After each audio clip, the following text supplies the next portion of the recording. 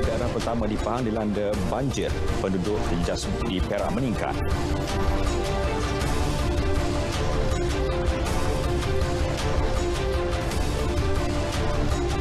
Sabah sasar satu kampung, satu industri.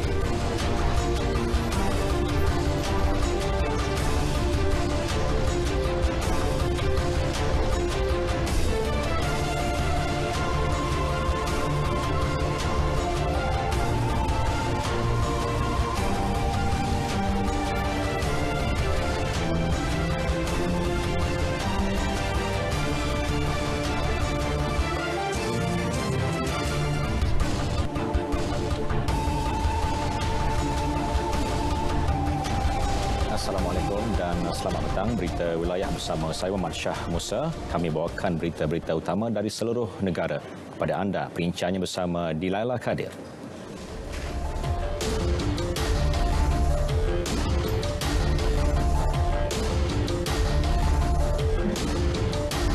Baik, terima kasih Syah. Lintas langsung hari ini dimulakan dengan perkembangan dari Bumi Kenyalang bersama Bumawin. Antara fokus utamanya libatkan golongan pakar dan profesional dalam usaha menubuhkan dana kekayaan berdaulat Sarawak.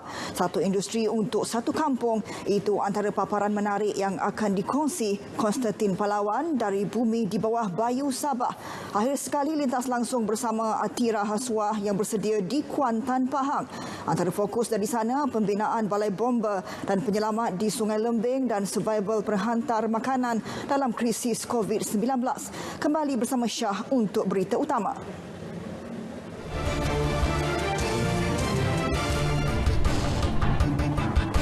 Baik, terima kasih Dilaila.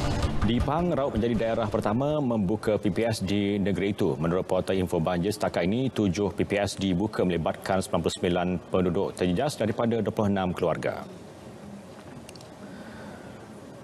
Penduduk paling ramai ditempatkan di PPS Balai Raya Kampung Ria iaitu 25 orang daripada 7 keluarga. Selebihnya di Balai Raya Kampung Ulu Jelu 17 orang dan Balai Raya Kampung Bukit Pampung 16 orang.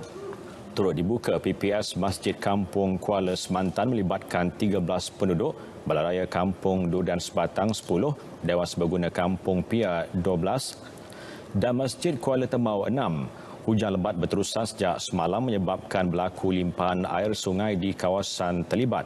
Sementara itu, menerusi laman web Jabatan Pengairan dan Saliran, setakat jam 2.30 petang tadi, Sungai Jelai di Jeram Bongo Lipis kini berada pada paras waspada apabila merekodkan bacaan 58.18 meter. Perkembangan banjir di Perak, jumlah terjejas meningkat kepada 269 orang daripada 92 keluarga ditempatkan di 4 PPS setakat pukul 4.30 petang tadi. Sekretariat Jawatan Kuasa Pengurusan Bencana Negeri dalam satu pernyataan memaklumkan bahawa 197 penduduk daripada 73 keluarga ditempatkan di 2 PPS di Bagan Serai. Masing-masing di SK Cangkat Lobak dan SK Parit Haji Aman. Selain itu, 42 orang daripada 13 keluarga ditempatkan di PPS Sekolah Rendah Agama Rakyat Ngah Ibrahim Matang Taiping. Manakala di Melaka sehingga pukul 4 petang, jumlah penduduk terjejas menunjukkan penurunan kepada 389 penduduk di 5 pusat PPS yang masih dibuka di 3 daerah negeri ini berbanding 502 penduduk yang direkodkan tengah hari tadi. Di daerah Jasin, hanya 3 PPS yang masih beroperasi iaitu PPS Sekolah Kebangsaan Tehel yang menempatkan seramai 127 penduduk terjejas, PPS Sekolah Jenis Kebangsaan Cina SJKC Shun Yen seramai 55 penduduk terjejas dan PPS Sekolah Kebangsaan Parit Gantung menempatkan seramai 67 penduduk terjejas.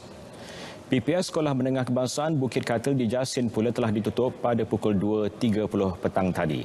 Manakala PPS Sekolah Kebangsaan Durian Tunggal di daerah Alor Gajah menempatkan seramai 26 penduduk terjejas daripada 7 keluarga. Daerah Melaka Tengah juga penduduk terjejas yang ditempatkan di PPS Sekolah Kebangsaan Air Molek menunjukkan penurunan kepada 114 orang berbanding 118 orang direkodkan pada 12 tengah hari tadi.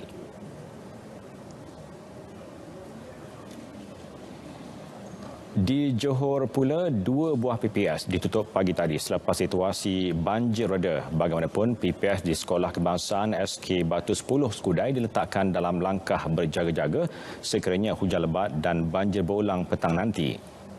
Esko Kesihatan dan Alam Sekitar Vidiana dan dalam kenyataan memaklumkan PPS di SK Kampung Pasir ditutup 11.30 pagi tadi.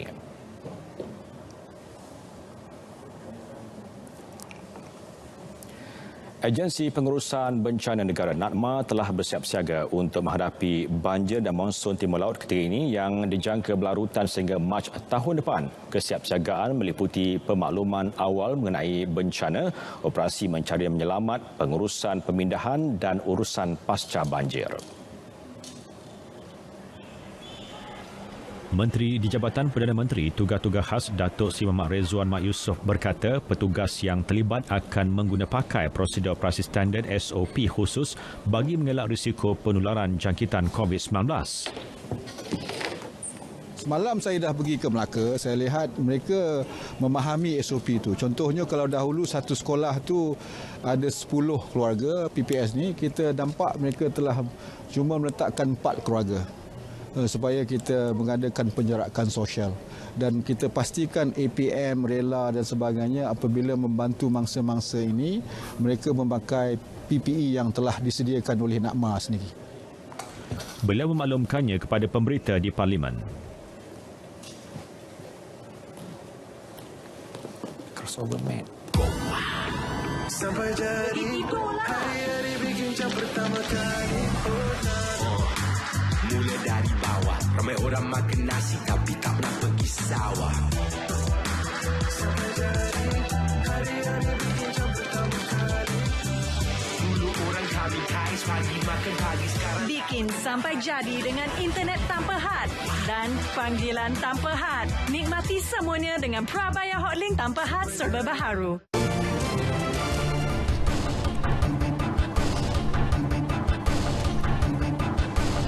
Hujan dan terkujuh berpisah tiada. Jadi penting bagi kita mengetahui laporan cuaca terkini untuk merancang pergerakan dan membuat persediaan. Kita bersama dengan Rashdam Amirul Ashraf untuk perkembangan cuaca. Silakan Ash. Dan salam hormat kepada semua penonton. Kita mulakan informasi cuaca pada petang ini dengan melihat kepada carta angin semasa.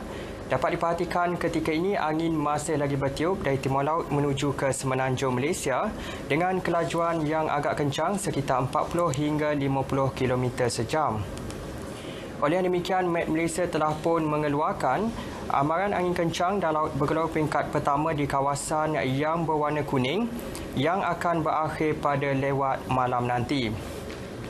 Angin kencang dengan kelajuan 40 hingga 50 km sejam dan ketinggian ombak boleh mencecah sehingga 3.5 meter di kawasan-kawasan berkenaan adalah berbahaya untuk aktiviti menangkap ikan, bot-bot kecil dan perkapalan serta aktiviti pantai dan sukan laut. Baiklah, kita beralih pula untuk melihat tinjauan cuaca semasa pada petang ini. Dapat diperhatikan ketika ini hujan lebat kini sedang berlaku di 1-2 tempat, lebih tertumpu di bahagian pedalaman dan pantai barat semenanjung, termasuklah di sekitar pesisir pantai timur yang mana kami jangkakan keadaan ini boleh berlanjutan sehingga ke lewat petang nanti. Bagi tinjauan cuaca semasa di Sabah dan Sarawak pula dapat diperhatikan ketika ini, hujan lebat kini sedang berlaku di 1-2 tempat melibatkan hampir ke semua bahagian di Sabah, termasuklah di sekitar bahagian Limbang, Kapit, Bintulu dan juga Mukah. Keadaan hujan yang sedang berlaku ketika ini juga dijangka boleh berlanjutan sehingga ke lewat petang nanti. Baiklah, untuk makluman semua juga, Met Malaysia telah pun mengemas kini amaran cuaca peringkat waspada melibatkan kawasan-kawasan yang berwarna kuning yang mana hujan lebat dijangka berlaku di kawasan-kawasan berkenaan sehingga ke lewat malam nanti. Manakala di bahagian pantai timur semenanjung pula, Met Malaysia juga telah pun mengeluarkan amaran cuaca peringkat waspada melibatkan kawasan-kawasan yang berwarna kuning yang akan berkuat kuasa sehingga 25 November nanti. Oleh yang demikian, dinasihatkan kepada penduduk di kawasan yang terlibat agar berhati-hati dan mengambil langkah yang berjaga-jaga dalam menghadapi keadaan cuaca yang tidak diingini berlaku. Baiklah, sekian sahaja informasi cuaca pada petang ini. Sebelum berpisah, kita ikuti tinjauan cuaca bagi bandar-bandar utama di Malaysia. Sekian, Assalamualaikum.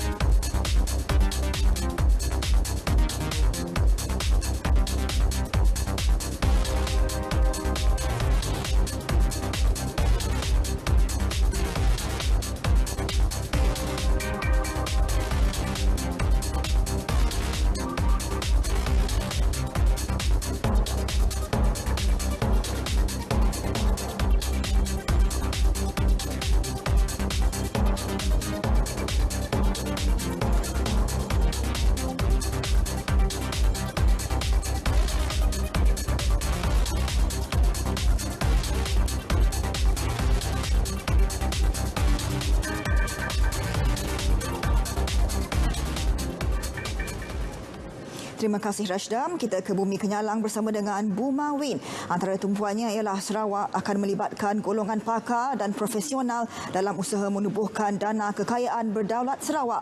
Teruskan Buma Win. Baik, terima kasih Dilaila. Salam sejahtera dan salam hormat. Sarawak akan melibatkan golongan pakar dan profesional dalam usaha menubuhkan dana kekayaan berdaulat Sarawak yang bertindak sebagai penampan semasa krisis kewangan. Ketua Menteri Datuk Patinggi Abang Johari Tun Apeng berkata, penglibatan golongan berkenaan penting bagi Sarawak untuk mencari model terbaik sesuai untuk dilaksanakan. We agree to set up this sovereign fund, but we have to study thoroughly. First is there must be a framework on how to manage the fund. And number two is the question of transparency. Is important. And the third is trustworthy fund managers. They can look after our investment under the sovereign fund. Datuk Patinggi Abang Johari yakin dana itu nanti akan memberi pendapatan kepada Sarawak dan rakyatnya pada masa akan datang ke arah menjadikan Sarawak negeri berpendapatan tinggi menjelang 2030. Beliau juga memberitahu dana tersebut adalah berbeza dengan Khazanah Nasional Berhad dan Temasek Holdings milik Kerajaan Malaysia. Datuk Patinggi Abang Johari menyatakan demikian di platform webinar Anjuran Persekutuan Perniagaan Sarawak SBF di Kuching. Dalam perkembangan lain, Datuk Patinggi Abang Johari memberitahu Kuching memerlukan lapangan terbang yang lebih besar bagi menampung peningkatan jumlah penerbangan dan penumpang. Beliau berkata lapangan terbang antarabangsa Kuching dijangka mengalami kesesakan dalam tempoh 2 tahun akan datang dan tidak mampu menampung peningkatan tersebut. Jelasnya adalah penting bagi kerajaan untuk tampil dengan rancangan baharu untuk membesarkan lapangan terbang itu bagi memastikan ia berpotensi membawa masuk lebih banyak penerbangan pada masa akan datang. Mengenai perancangan Sarawak mempunyai penerbangan sendiri, Datuk Patinggi Abang Johari berkata Sarawak akan melihat kemungkinan tersebut. Tambahnya, pendekatan yang sesuai akan diambil dalam usaha menghubungkan Sarawak dengan destinasi-destinasi yang strategik seperti Hong Kong, Korea, Jepun dan Australia. Sarawak merupakan negeri pertama di negara ini yang menyahut cabaran melaksanakan amalan baik peraturan GRP dan analisis impak peraturan RIA serta berjaya mengeluarkan dasar pembangunan dan pelaksanaan peraturan SPDIR peringkat negeri pada Mei tahun lalu. Setiausaha Kerajaan Negeri Datuk Amar Jaul Samayon berkata, untuk itu Sarawak telah menjalankan 11 projek perintis di bawah inisiatif GRP dan 6 projek di bawah RIA. Jelasnya, SPDIR dilaksanakan bertujuan menggalakkan proses kawaselia yang berkesan, cekap dan amanah serta bagi mencapai kepaduan peraturan dan dasar yang lebih besar di seluruh kementerian dan agensi kerajaan. Datuk Amar Jaul menyatakan demikian ketika berucap merasmikan seminar GRP yang diadakan secara dalam talian menerusi webinar Anjuran Perbadanan Produktiviti Malaysia MPC. Tambahnya, dalam proses pembuatan peraturan, perundingan atau penglibatan awam adalah salah satu elemen penting dan merupakan ciri utama dalam pembuat dasar yang berkesan. Beliau berkata, mendengar keprihatinan dan maklum balas pemegang taruh dapat menjadi sumber informasi penting kepada kerajaan di mana keputusan dasar dapat dicapai. Oleh yang demikian, pelibatan aktif dalam proses perundingan penting untuk memastikan kualiti peraturan yang baik dapat dibangun, meningkatkan kepatuhan dan mengurangi beban kepada kerajaan dan pemegang taruh. Terdahulu berucap dalam majlis yang sama, Ketua Pengarah MPC Dato' Abdul Latif Haji Abu Seman percaya pembangunan dan pelaksanaan GRP boleh dipertingkat melalui pengukuhan usaha dan kerjasama antara kementerian, jabatan dan agensi kerajaan bagi memastikan dasar perpaduan di semua peringkat. Jelas beliau, satu lagi pencapaian penting dalam mengukuhkan GRP adalah mewujudkan mekanisme pelibatan pembangunan dasar inovatif untuk membentuk teknologi baru. Peningkatan rundingan awal dan pelibatan rakyat dari seluruh kitaran kawal selia untuk jangkauan yang lebih luas kepada pemegang taruh dan pihak yang terlibat akan meningkatkan ketelusan, inklusif dan amanah dalam proses membuat peraturan kerajaan. Penglibatan tersebut dilakukan secara aktif melalui satu portal dikenali Perundingan Awam Bersatu UPC untuk mendapatkan maklum balas orang ramai mengenai prestasi peraturan yang ada dan penetapan peraturan baru. Sehingga Oktober lalu, portal itu mencatatkan jumlah pelawat seramai 242,658 orang dan jumlah pengguna berdaftar telah mencapai 14,355 orang. Angkatan Pertahanan Awam Malaysia APM Sarawak bersedia mengerahkan para sukarelawan tambahan untuk menghadapi musim tengkujuh kali ini. Menurut Pengarah APM Sarawak, Penolong Pesuruhjaya Pertahanan Awam Mota Samad, tambahan sukarelawan itu diperlukan sekiranya ia melibatkan pemindahan penduduk terjejas banjir termasuk pertambahan pusat penempatan sementara PPS. APM telah pun diarahkan oleh pihak berpejabat untuk memastikan proses-proses penggunaan ataupun pemindahan mangsa ini dipenuhi mengikut SOP yang ditentukan. Kita tidak melakukan SOP semasa di pusat pemindahan semata-mata. Kita pastikan proses pengambilan itu, pemindahan itu digunakan contohnya di ketika mana dalam lori, dalam pengangkutan, dalam kenderaan kita juga kita memastikan ada SOP itu dipenuhi, diikuti. Beliau menambah jumlah anggota tetap termasuk sukarelawan semasa adalah seramai 1,200 orang dan boleh dipertingkat sehingga 3,000 anggota seperti tahun 2015 ketika Sarawak dilanda banjir besar. Mokhtar ditemui RTM selepas mengadakan mesyuarat persediaan APM secara dalam talian di Kuching. Mesyuarat berkenaan bertujuan bagi memastikan bekalan logistik dan kesiapsiagaan anggota APM untuk musim tengkujuh ini. Ikatan Tali Persaudaraan tetap kukuh meskipun berbeza kawasan penempatan rumah panjang. Itulah yang ditunjukkan oleh komuniti Umar Sambub Batu Pilau dan Umar Sambub Long Semutut Belaga.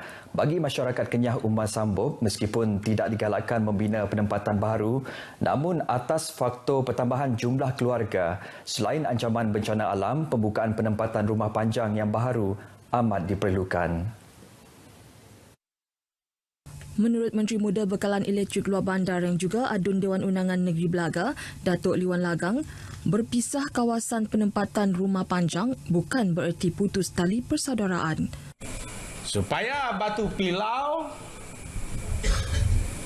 Semutut itu masih dikenali dengan satu saja ungkapan Umar Sambub. Umar Sambub.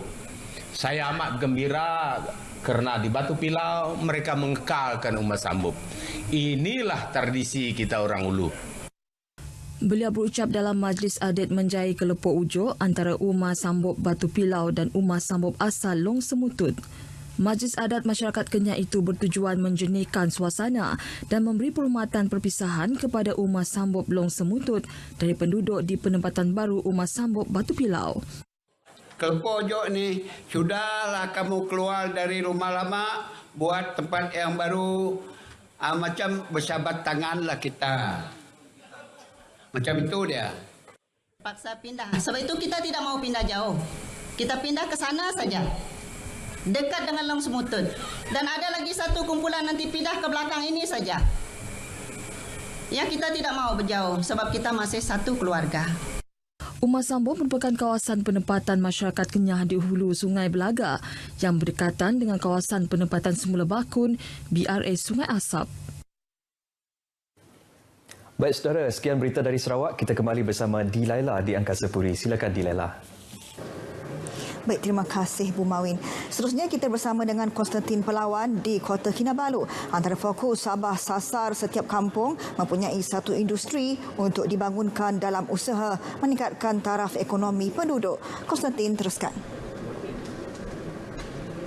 Terima kasih Delaila dan salam sejahtera. Sabah menyasarkan setiap kampung mempunyai satu industri untuk dibangunkan dalam usaha meningkatkan taraf ekonomi penduduk terutama di kawasan luar bandar. Sasaran itu yakin dapat dilaksana kerana Sabah kaya dengan industri tradisi yang boleh diusahakan secara komersil. Berucap merasmikan program Persatuan Kinabalu Jet Ekoturism dan Kraftangan Jet Kinabalu di Kampung Nalumat di Ranau, Timbalan Ketua Menteri Datuk Dr. Joakim Gunsalam berkata, kementeriannya menerusi agensi berkaitan sedia memberi bantuan dan bimbingan kepada kampung yang mempunyai produk yang berpotensi untuk dibangunkan. Katanya untuk memastikan perancangan berjalan lancar, pengusaha diminta mematuhi prosedur ditetapkan selain mendaftarkan perusahaan mereka dengan Jabatan Pendaftaran Pertubuhan Malaysia. Datuk Dr. Joakim yang juga ahli Dewan Undangan Negeri Dadun Gundasang berkata, langkah itu penting untuk memudahkan kerajaan memantau aktiviti yang dijalankan. Terdahulu beliau menyambut baik inisiatif Persatuan Kinabalu Jet Ekoturism mempromosikan kraftangan keluaran penduduk kampung Nalumat Ranau. Beliau berharap batu jet produk berasaskan alam semula jadi dari Sungai Mokoduo Ranau itu menjadi pilihan pencinta perhiasan batu jet. Bajet Negeri Sabah 2021 yang akan dibentangkan bulan depan seharusnya memberi fokus kepada usaha pemulihan semula ekonomi dengan menyediakan peruntukan lebih kepada sektor pelancongan dan perusahaan kecil dan sederhana PKS. Pencara Fakulti Pengurusan dan Perniagaan Bahagian Ekonomi Universiti Teknologi Mara UiTM Sepanggar, Herniza Roxanne Marcus berkata, tumpuan kepada dua sektor saling berkait rapat itu penting kerana kedua-duanya merupakan sektor penyedia peluang pekerjaan yang signifikan. Herniza yakin sekiranya tumpuan diberikan ke arah memulihkan semula sektor berkenaan, ia bukan sahaja mampu memacu pembangunan ekonomi, malah turut membantu mengurangkan kadar pengangguran. Sepatutnya kerajaan akan lebih memberikan bajet untuk PKS sebab diorang ni yang paling terjejas teruk semasa COVID-19 ni. Dan diorang juga adalah penyedia peluang pekerjaan yang signifikan. Jadi kita perlu bantu mereka dulu dan efek dia akan memberi laluan kepada peluang pekerjaan yang lain. Beliau menyatakan demikian dalam temu bual bersama pemberita RTM mengenai harapan Belanjawan Negeri Sabah 2021 di Menara Wibawa UiTM Sepanggar. Herniza juga mengharapkan agar Belanjawan 2021 turut memberi keutamaan kepada sektor kesihatan yang dilihat memerlukan banyak sokongan dalam mendepani pandemik COVID-19. Rakyat Malaysia sememangnya bersifat prihatin dan ini terbukti apabila semakin ramai pihak tampil menghulurkan sumbangan kepada petugas barisan hadapan yang bertungkus lumus mengekang penularan COVID-19. Yayasan Dakwah Islamiyah Malaysia Yadim Sabah yang sentiasa ringan membantu kali ini menyantuni 46 pemandu ambulans Hospital Queen Elizabeth HQE 1 Kota Kinabalu melalui sumbangan bakul makanan. Pengarah Yadim Sabah Haji Saminongki berkata sumbangan tersebut tanda penghargaan terhadap khidmat setia mereka khususnya dalam berdepan memerangi pandemik COVID-19. Sesungguhnya peranan pemandu begitu besar sekali. Kami tampil untuk mewakili kerajaan pada pagi ini untuk menyantuni mereka. Moga-moga sumbangan yang dapat kami berikan ini menandakan kasih sayang kerajaan kepada pemandu dan dapat memotivasi mereka untuk bekerja berkhidmat dengan lebih cemerlang lagi, insya-Allah. Ketua Penolong Pengarah Bahagian Pengurusan Aset HQE 1, Adrian Allen Richard berkata, sumbangan itu amat bermakna kepada mereka sebagai petugas barisan hadapan yang turut bertungkus lumus berjuang membantu petugas perubatan lain. Syukur Alhamdulillah, biasa kita dengar sumbangan kebanyakannya kepada petugas-petugas perubatan, tapi kali ini kepada pemandu. Jadi kita amat bersyukur dan berterima kasih lah. Mewakili pemandu Hospital Queen Elizabeth I ingin mengucapkan ribuan terima kasih banyak-banyak kepada pihak Yadim KK Kota Kinabalu, Sabah kerana memberi sumbangan ikhlas kepada Frolina, pemandu Hospital Queen Elizabeth I. Setakat ini, Yadim Sabah telah menyampaikan sumbangan kepada 15,000 penerima di seluruh negeri.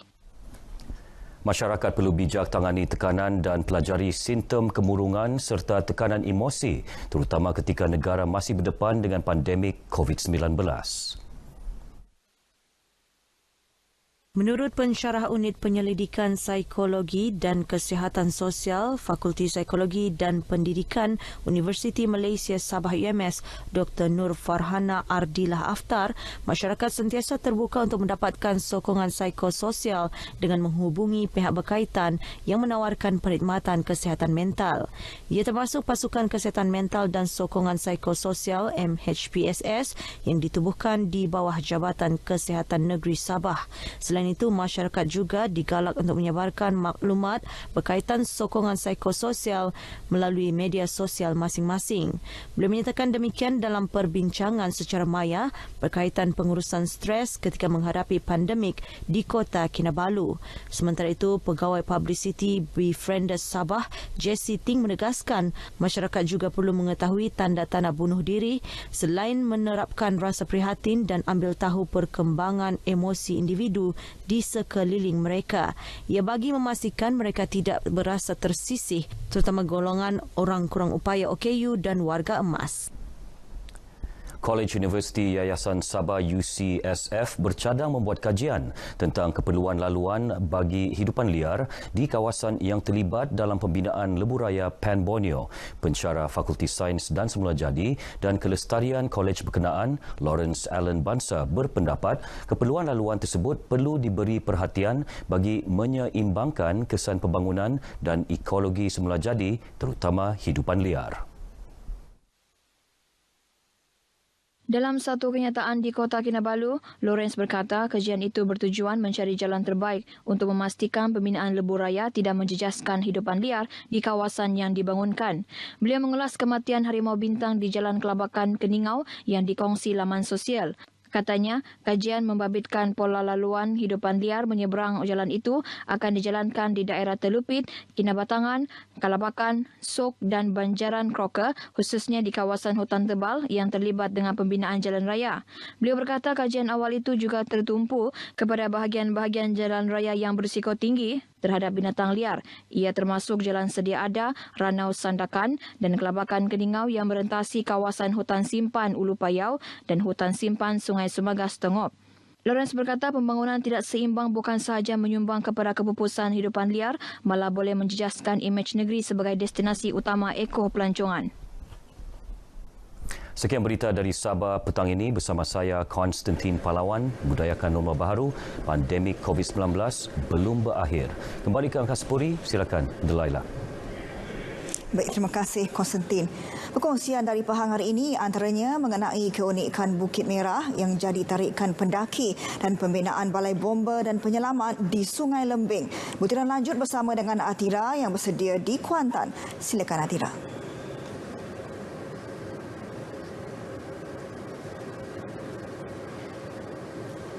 Diluluskan bagi pembinaan Balai Bomba dan Penyelamat di Sungai Lembing, Kuantan. Timbalan Menteri Kewangan 2 Muhammad Shahar Abdullah berkata, pembinaan Balai Bomba kategori D itu akan bermula tahun hadapan dan dijangka mengambil masa 2 tahun untuk disiapkan. Bukit tersebut. Jadi kita Ia akan dibina di Kampung Batu 4 yang terletak dalam pekan bersejarah Eldorado Timur Tanah Melayu itu. Sebelum ini kita menggunakan inisiatif bomba sukarelawan dan sudah pasti bomba sukarelawan tidak mampu untuk menguruskan bencana-bencana yang besar. Namun dengan peningkatan daripada skuad sukarelawan bomba kepada suatu jentera bomba yang lebih tersusun, saya yakin ia akan memberi satu keyakinan kepada pelancong-pelancong yang berkunjung begitu ramai di bandar Sungai Lembing ini. Setakat ini, Balai Bomba terdekat merupakan Balai Bomba dan Penyelamat Indramayu Kota dan Taman Tas yang jaraknya 35 hingga 41 km selain mengambil masa 45 minit untuk sampai ke kawasan itu. Beliau yang juga ahli Parlimen Paya Besar ditemui media selepas Majlis Pelancaran Ranger Bandaraya dan Rakan Komuniti Pasir Puteri. Pada majlis sama, beliau turut merasmikan penjenamaan semula kawasan Riadah Pasir Kubur kepada Pasir Puteri. Majlis Perbandaran Kuantan memperuntukkan RM300,000 bagi menaik taraf kawasan riadah itu dengan pembinaan kemudahan tandas, surau dan tempat letak kenderaan selain melaksanakan kutipan cas pengurusan yang dikutip oleh Rakan Komuniti Pasir Puteri.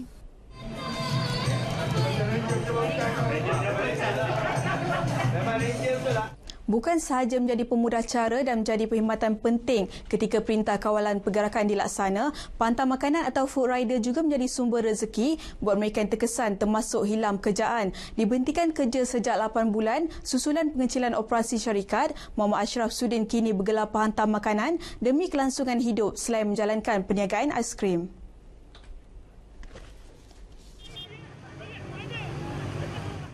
Tegasnya, sedar terdedah dengan risiko jangkitan, dia amat mementingkan aspek prosedur operasi standard norma baharu ketika berkhidmat.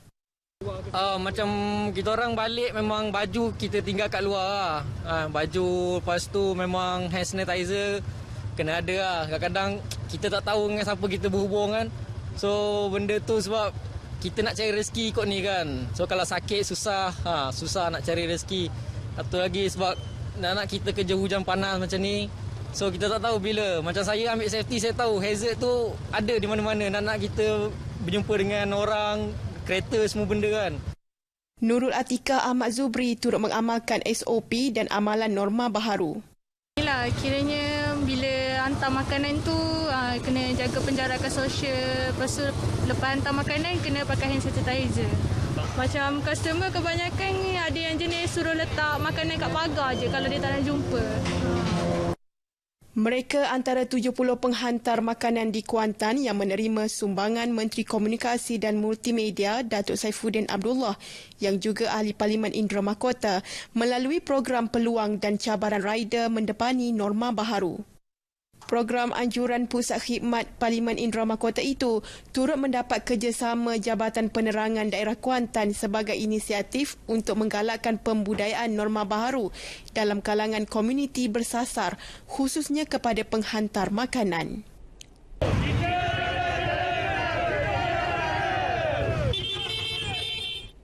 Bukit Buloh Feda Padang Piol Jerantut bakal menjadi destinasi baharu kepada penggemar aktiviti lasak pendakian. Berada pada ketinggian 331 meter, bukit unik ini dikelilingi batang pokok kelat gelam di sepanjang pematang puncak bukit serta di sekitar lerengnya. Ia sekaligus menyajikan suasana seakan-akan berada dalam filem fantasi selain hanya mengambil masa sejam untuk sampai ke puncak. Ahli Parlimen Jerantut Datuk Ahmad Nazlan Idrus berkata, puncak yang turut dikenali sebagai Bukit Merah disedari penduduk tempatan yang mendaki ke situ kira-kira 3 tahun lalu. Jerantut ini ada banyak khazanah alam, terdiri daripada hutan, bukit, tasik, paya, sungai. Kita ada belaka yang boleh menarik pelancong untuk melihat keindahan alam semula jadi di Jerantut. Dan sekaligus bila orang datang ke Jerantut ini, dia akan menggerak ekonomi masyarakat setempat. Keunikan puncak bukit itu menjadi bualan ramai, seterusnya menarik pelancong luar seperti Jepun, China dan warga tempatan.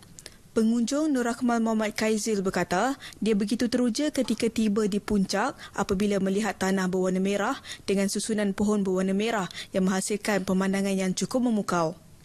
Dia sangat unik sebab dekat Malaysia ni dia hanya ada satu saja bukit yang berwarna merah. Dia bukit dia not just tanah tapi pokok dia warna merah. Dia ke atas puncak tu dia ada lebih daripada 20 pokok yang berwarna merah. Dan dia punya jangka masa untuk mendaki ke bukit tu dia tak sederhana.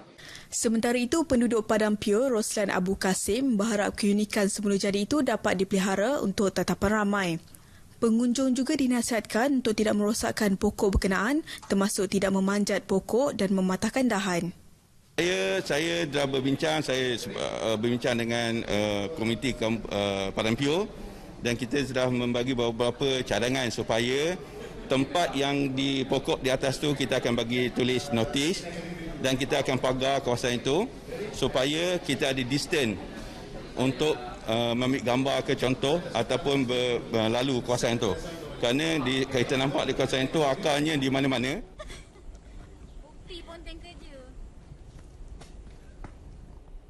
Paparan itu mengakhiri perkongsian dari Pahang, kembali semula ke Angkasa Puri.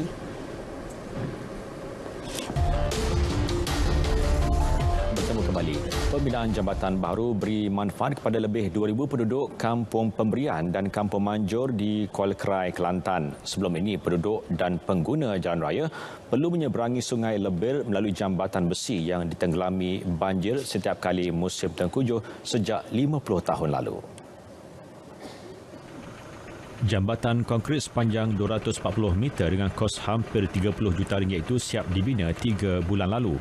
Sebelum ini, penduduk terpaksa menggunakan bot atau perahu untuk menyeberangi sungai sekiranya jambatan besi Kampung Pemberian tenggelam. Penduduk menzahirkan kesyukuran dengan terbinanya jambatan tersebut. Belum ada jambatan ni, kita penduduk ni memang susah sikit lah. Jadi kalau banjir tu boleh katakan dalam setahun 2-3 kali. Kadang-kadang sebulan sampai 3 kali banjir. Jadi budak-budak sekolah terganggulah untuk ke sekolah, sekolah menengah, lalu Pahi dan Kuala Krai lah. Jadi guru-guru pun ada masalah lah kena datang. Tapi dalam 2-3 bulan ni Alhamdulillah, jadi jambatan belum sempurna pun tapi telah diberi laluan oleh kontraktor untuk lalu, untuk digunakan lah. Jadi setakat ni jambatan yang lama tu kita tak boleh tak lalu dah. Telah diroboh. Dulu mula-mula sini pakai motor, motor buk. Oh, penambah. Bermana nyela ni? Sebulan lepas dah tu. Buat jambatan renov bawah. Okey. Jambatan renov tu bermana? Tak lama lah. Lama juga benar lah. Bermana bahaya lah. Bahaya juga. Ya, bahaya juga. Lepas tu, bagaimana pasal buat kunci ni? Kita dapat jambatan. Jambatan baru. Ya, terima kasih kepada KJL. Maknanya mudah nak lalu. Atas cuti sekolah. Atas cuti sekolah, apa kita tak ada anak. Ada. Maknanya nak pergi bandar pun. Tak ada masalah. Tak ada masalah. Jambatan bawah ni jalan jambatan besi ni kan. Tapi sekarang dah ada jambatan baru ni. Dulu risiko tinggi lah. Dulu risiko tinggi. Selalu tak tekan dah masa air naik tu. Dulu memang tengah sebab kalau air naik jambatan bawah ni memang tak boleh lalu. Ni sekarang hujan memang tak boleh lalu lah. Sekarang memang dah ada jambatan baru ni, alhamdulillah. Perjalanan dah selesai lah. Jalan pun dah selesa lah. Kerajaan Negeri Terengganu akan memberi insentif sebanyak RM800 kepada setiap 13,600 penjawat awam negeri. Ia sebagai menghargai kerja keras dan kesetiaan mereka dan akan dibayar pada Januari depan. Itu antara faedah yang diberi kepada rakyat melalui Belanjawan 2021 Terengganu bertemakan melestarikan kesejahteraan bersama. Sebanyak RM1.37 bilion diperuntukkan bagi perbelanjaan mengurus. Ia dibentangkan Menteri Besar Datuk Seri Dr. Ahmad Syamsuri Mokhtar pada sidang Dewan Undangan Negeri DUN ke-14 di Wisma Darul Iman. Jumlah tersebut meliputi perbelanjaan tanggungan sebanyak RM94.98 juta dan di perbelanjaan bekalan RM1.28 bilion. Mengoptimumkan apa-apa ruang peruntukan yang diperolehi, yang boleh kita perolehi daripada kerajaan persekutuan melalui pelbagai kementerian. Sama ada menerusi bajet 2021 yang diumumkan oleh Kerajaan Pusat ataupun projek-projek khusus apabila dibentangkan RMK ke-12 pada awal tahun depan. Bagaimanapun, perbelanjaan mengurus bagi belanjawan kali ini berkurangan kira-kira 25% berbanding belanjawan 2020 susulan penyusutan anggaran hasil kepada RM1.25 bilion pada tahun 2021 berdasarkan anggaran harga minyak mentah Brent. Belanjawan Terengganu 2021 didokong 5 teras utama iaitu meneguhkan pelaksanaan agenda Islam dan pembangunan modal insan, menjana semula ekonomi dan pendapatan rakyat, menjamin kesejahteraan keluarga dan sosial, mendigitalisasi kekhidmatan awam dan melestarikan alam sekitar.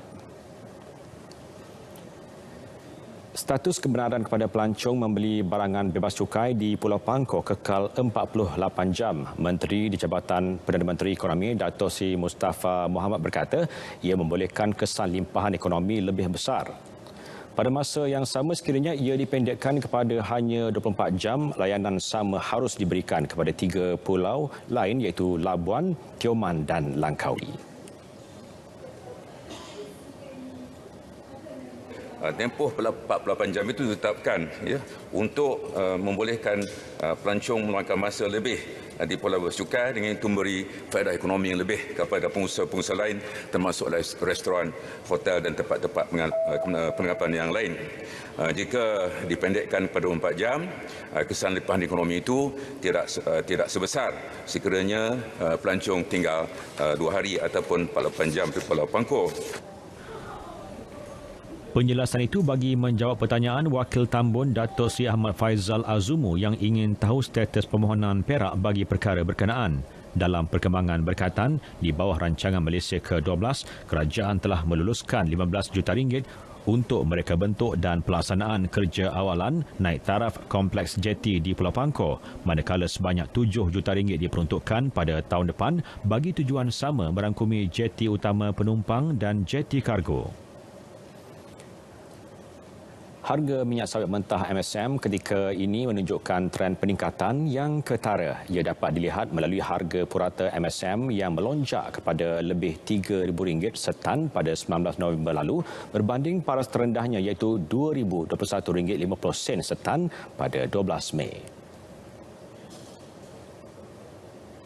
Peningkatan harga MSM ini telah menyebabkan harga buah tanam segar sawit di pintu kilang turut meningkat kepada RM760 setan pada 19 November 2020 berbanding RM408 setan pada 12 Mei 2020. Ini menunjukkan bahawa usaha-usaha yang dilakukan oleh kerajaan telah berjaya meningkatkan harga minyak sawit. Penjelasan itu bagi menjawab pertanyaan Ahli Parlimen Pasir Mas Ahmad Fadli Syari yang ingin tahu usaha dilaksanakan kementerian bagi menstabilkan harga sawit sekaligus meningkatkan pendapatan pekebun kecil. Dalam pada itu, kerajaan menubuhkan gerakan koperasi dalam kalangan pekebun kecil persendirian sebagai pengantara untuk mereka memasarkan buah tandan segar terus ke kilang. Langkah berkenaan dapat memberikan penawaran harga yang lebih tinggi kepada pekebun kecil dan menyumbang peningkatan pendapatan. Sehingga Oktober, sebanyak 65 buah koperasi penanam sawit mampan telah ditubuhkan secara berperingkat. Isu pencemaran air dan bau sungai Punggol di Paya Redan Melaka perlu diatasi segera. Ketua Menteri Melaka Dato' Sri Sulaiman Mat Ali menggesa semua pihak berkaitan termasuk Jabatan Pengairan dan Saliran JPS Melaka, Jabatan Perkhidmatan Veterina Melaka, Jabatan Alam Sekitar JS dan pihak berkuasa tempatan PBT mencari punca dan langkah penyelesaian terbaik mengatasi masalah itu.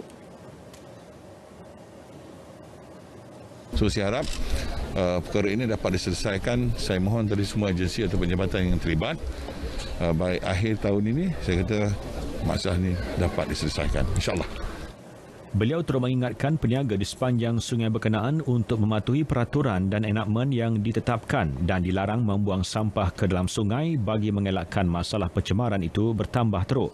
Terdahulu beliau berkata pencemaran sungai itu didakwa berpunca daripada pelepasan sisa kumbahan dari ladang ternakan lembu milik persendirian selain ternakan ayam di sebuah kilang berhampiran. Jangan berdabur fitnah tidak berasas, tegas Ketua Polis Johor Dato' Ayub Han Maidin Piche ketika mengulas dakwaan seorang lelaki K. Harendas yang memfitnah dirinya tidak mempunyai integriti ketika menjalankan tugas. Jangan memfitnahkan. Macam saya katakan tadi, kritikan boleh kritik, tapi jangan buat kelemahan tidak berasas. Jangan fitnah polis. Saya akan memfitnahkan. Fitnah itu dilemparkan menerusi video berdurasi 17 minit 40 saat yang tular di Facebook sejak 3 hari lalu.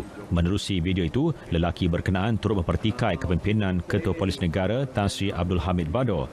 Lelaki itu mendakwa dia membuat aduan berhubung salah laku polis namun tiada tindakan diambil. Hasil siasatan, lelaki itu juga mempunyai satu pertubuhan namun tidak didaftarkan di Jabatan Pendaftaran Pertubuhan Malaysia ROS. Kertas siasatan juga sudah dibuka mengikut Seksyen 504 Kanun Kesesaan dan Seksyen 233 Akta Komunikasi dan Multimedia 1998 kepada lelaki berusia 39 tahun itu. Dua orang warga Myanmar dihadapkan ke Mahkamah Session Kuala Terengganu bagi pertuduhan kes rogol seorang orang kurang upaya dalam kejadian di Hulu Terengganu. Kedua-dua suspek masing-masing berusia 23 dan 36 tahun bagaimanapun diarahkan untuk mendapatkan jurubahasa kerana tidak memahami bahasa Melayu dengan baik. Hakim Mahkamah Session Kuala Terengganu Noriah Osman menetapkan 3 Disember ini untuk sebutan kes dan mengarahkan suspek mendapatkan jurubahasa dan serahan dokumen. Pihak pendakwaan diwakili Timbalan Pendakwa Raya Zulfazliah Mahmud. 11 November lalu, suspek berjaya ditahan dalam kejadian di sebuah rumah kongsi di Hulu Terengganu selepas polis menerima aduan daripada keluarga mangsa. Mangsa yang berusia 23 tahun, OKU, Pekak dan Bisu disyaki dirogol 2 suspek berkenaan dalam kejadian di sebuah rumah kongsi di tapak projek. Siasatan dijalankan di bawah Seksyen 376 Kanun Kesesaan. Sebanyak 5,000 kilogram makanan haiwan seludup dianggarkan bernilai lebih RM18,000 dirampas Jabatan Perkhidmatan Kuarantin dan Pemeriksaan Malaysia MAKIS. Pengarah MAKIS Negeri Kedah, Lily Rosalind berkata barangan tersebut dirampas hasil pemeriksaan ke atas sebuah lori kontena yang cuba membawa masuk produk berkenaan di Kompleks ICQS Bukit Kayu Hitam. Pemeriksaan lanjut mendapati barangan tersebut tidak mempunyai permit import yang dikeluarkan MAKIS. Ia menjadi kesalahan di bawah Seksyen 11-1 Akta Perkhidmatan Kuarantin dan Pemeriksaan Malaysia 2011 yang boleh didenda RM100,000 atau penjara tidak lebih 6 tahun atau kedua-duanya sekali.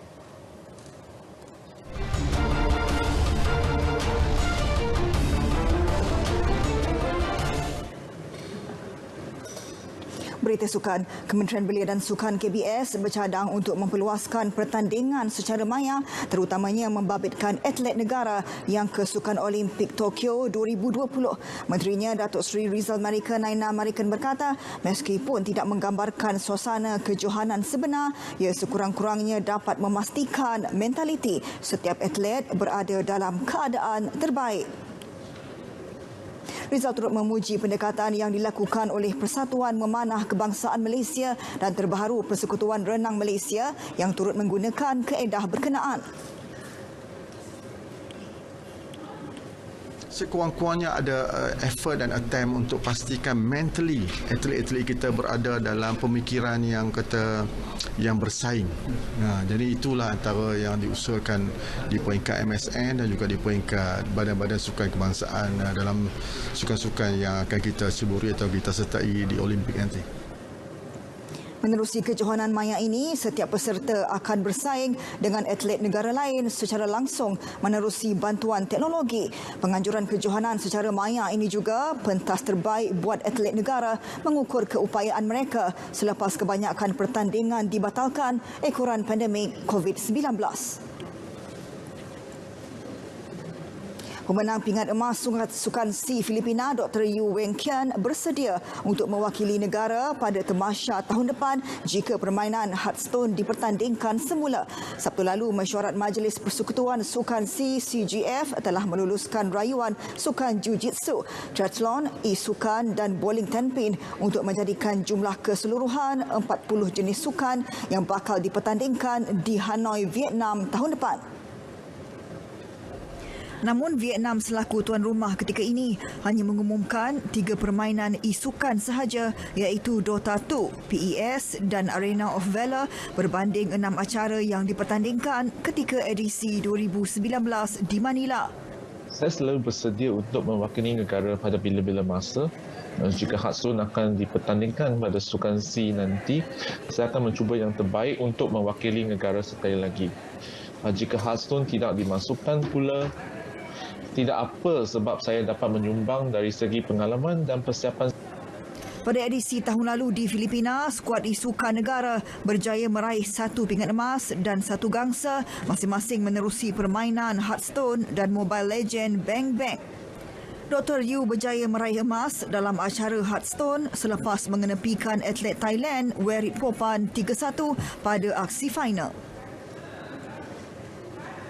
Meskipun kejohanan Piala Malaysia 2020 dibatalkan akibat pandemik COVID-19, namun kempen trofi paling tertua di Asia itu masih tetap dilangsungkan. Kali ini hanya menerusi kejohanan sukan elektronik e-sukan.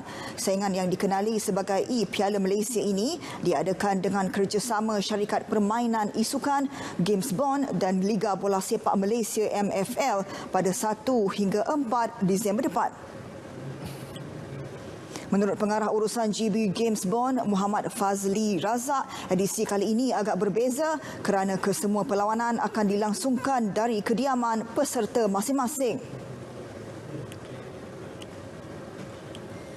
Special sikit kali ini, kita dapat support ataupun sokongan daripada pelbagai pihak. Especially, kita juga ingin mengucapkan terima kasih kepada MFL, ESKL, TM dan juga Razer kerana menyokong perjalanan TM e-Piala Malaysia pada tahun ini. Dan kita juga melunaskan atau menjalankan pertandingan ini secara atas talian. Jadi semua peserta ini berada di rumah mereka dan kita production side ataupun kita punya back end kita akan buat di studio kita, tetapi semua peserta berada di rumah mereka.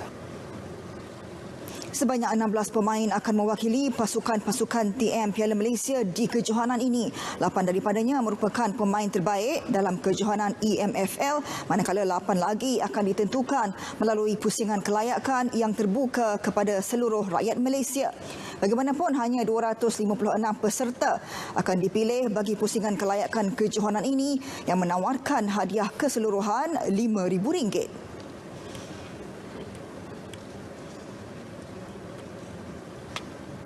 Ya, Dilala, bergelar pesakit COVID-19 umpama mimpi buruk sehingga boleh menyebabkan pesakit menjadi trauma dan diketahui virus berbahaya itu mampu membawa maut kepada pesakitnya. Ya, juga Syah, wartawan Sahir Rasa Main menyelami pengalaman bekas pesakit COVID-19 ini, Nurmala Hussein, 47 tahun, yang disahkan positif wabak itu. Jangkitan daripada rakan sekerjanya sehingga turut menyebabkan ahli keluarganya positif COVID-19. Mengalami gejala hilang deria bau, sakit tekak dan demam berlarutan lebih seminggu, dia pada mulanya menganggap ia demam biasa. Setelah keadaannya semakin teruk, ditambah pula ada rakan setugas yang positif, membuatkannya berasa perlu untuk menjalani ujian swab pada 6 Oktober lalu. Dan pada 12 Oktober, Nurmala disahkan positif COVID-19. Selepas saya tahu memang saya down. Satu hari saya tidak makan. Memang rasa sedih sangat. Dalam hati, anak saya pun memang kena nih sama suami sebab diorang pun memang sudah demam. Tekaannya tepat apabila suaminya Abdul Manan Jamra 51 tahun dan anaknya Abdul Wafi Nakludin 25 tahun juga disahkan positif. Adiknya Norlian Husin 43 tahun dan anak saudaranya Dayang Nur Qaimah Adriana Awang Ismail 11 tahun yang menetap bersama mereka juga disahkan positif COVID-19. Nurmala menjalani rawatan di Pusat Rawatan COVID-19 Pulakop Kinarut, manakala suami dan anaknya pula menjalani rawatan di Pusat Rawatan COVID-19 Kompleks Sukandikas Kota Kinabalu. Sementara adik dan anak saudaranya menjalani kuarantin di rumah kerana tidak bergejala. Tuhan membagi ada hikmah. Tuhan juga menyembuhkan. Jadi saya kasih kuat semangat saya. Suami, anak-anak pun bagi semangat. Kawan-kawan pun, saudara semua WhatsApp bagi semangat. Saya berzikir, saya solat, minta doa supaya saya cepat sembuh. Selepas 9 hari dirawat, akhirnya dia dibenarkan pulang. Namun, perlu menjalani kuarantin di rumah kerana keputusan ujian saringan kedua masih positif. Namun, tahap kebolehjangkitan dikategorikan sebagai rendah. Tindakannya memuat naik status di media sosial yang memaklumkan dia pesakit COVID-19 turut menerima kata-kata sokongan rakan-rakannya. Sungguh pun begitu, dia agak terkilan kerana masih ada segelintir individu yang seakan menjauh diri hanya kerana mereka berstatus bekas pesakit COVID-19 kini. Berpengalaman sebagai pesakit COVID-19 secara tidak langsung mendidik mereka sekeluarga untuk lebih menghargai titik peluh petugas barisan hadapan. Melalui proses COVID ni lah, saya nampak kehidupan sebenar frontliners. Tapi bila saya di pusat kuarantin tu, saya nampak semua doktor tu beri 100% dorang punya tenaga, dorang punya jiwa untuk rawat pesakit COVID. Pengalaman ini juga menyedarkan mereka untuk lebih berhati-hati dan memilih untuk berada di rumah sekiranya tiada keperluan penting di luar. Selepas saya ni kena COVID-19, saya kurangkan berjalan kalau tidak perlu. Sebab kita tidak tahu kan, yang orang jalan-jalan tu positif. Sekarang saya lebih berhati-hati. Kalau yang untuk santai-santai, saya rasa trauma sudah. Berat mata memandang, berat lagi bahu yang memikul. Itu perumpamaan yang dapat menggambarkan derita pesakit COVID-19. Kita sebagai masyarakat jangan sesekali memandang negatif terhadap pesakit COVID-19 sehingga menimbulkan stigma. Sebaliknya, berilah sokongan dan semangat kepada mereka untuk terus kekal sehat dan menjalani kehidupan seharian seperti biasa. Sama-sama kita putuskan rantaian COVID-19. Sahira Samain, Berita RTM. Laporan tadi mengakhiri berita wilayah. Jadikan amalan mengimbas MySejahtera sebagai kebiasaan untuk rekod kemasukan premis yang dikunjungi. Juga amalkan cegah dari awal, amal norma baharu, patuhi SOP dan sentiasa pantau status kesihatan. Selamat petang. Dan Assalamualaikum.